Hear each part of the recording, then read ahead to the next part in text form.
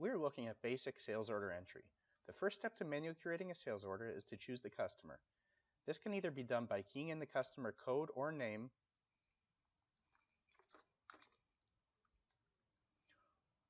or by scrolling through the drop-down menu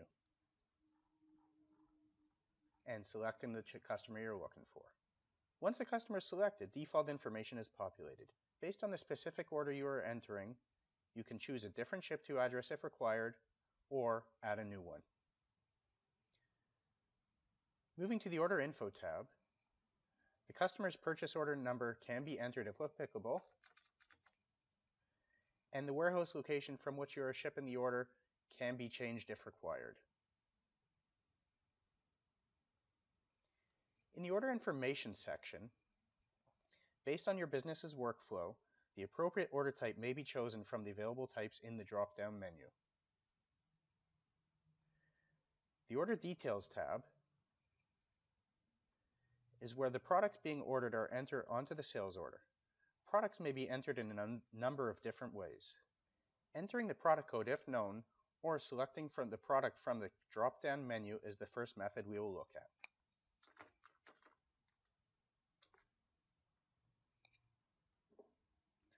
Once the known product code is selected, default information about the product populates.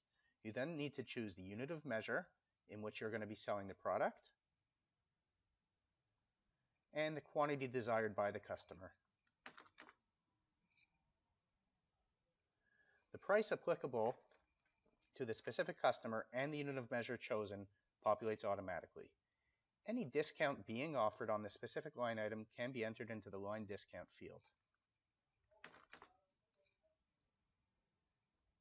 If a discount is being given on the order as a whole, it could be entered into the discount field in the lower area of the screen.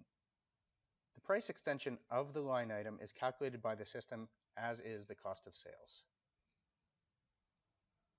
The ship date is also populated by the system based on the date indicated on the Order Information tab. However, if certain line items are desired on different dates, they can be changed here. Based on system setup, product information may populate the extended notes field or it may not.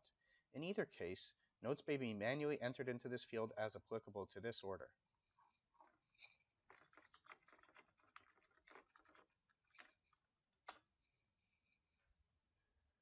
The PO number field will be talked about in more detail in another training video. Now that we've completed entry of one line item, we can look at other ways of adding products to a sales order. The product description field may be typed into, or again, search via the drop-down menu.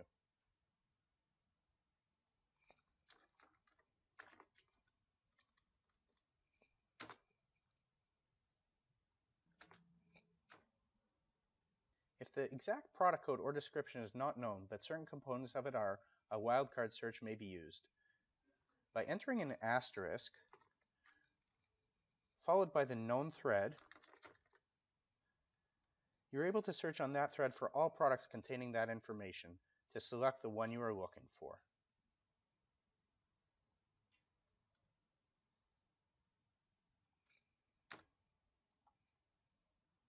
The inventory lookup tool can be used when the product code or description are unknown. Entering the criteria you want to search on, in this case blue, we'll search for the term in all of the selected fields from this box. Pressing lookup will provide you with a list of results which can either be chosen from or which can be narrowed down further by choosing a category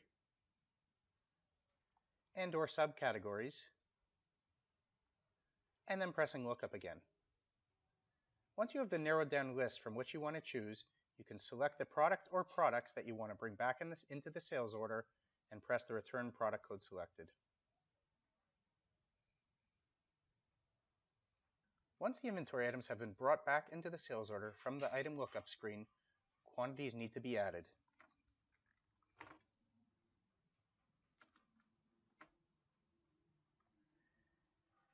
As we can see from this product here, the product moved into the UBO column, or units on back order, indicating that the product is not available in this warehouse to ship to the customer.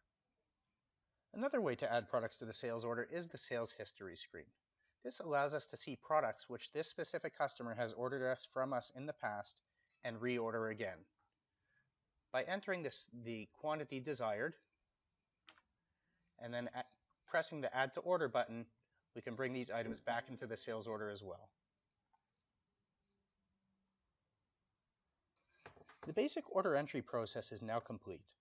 At this point, depending on your company's processes, different actions may be taken. Pick slips, order confirmations, or other documents may be manually printed or emailed, or automated processes may be in place to do these tasks. This sales order will now be visible on the sales order review screen, which will be discussed in another video.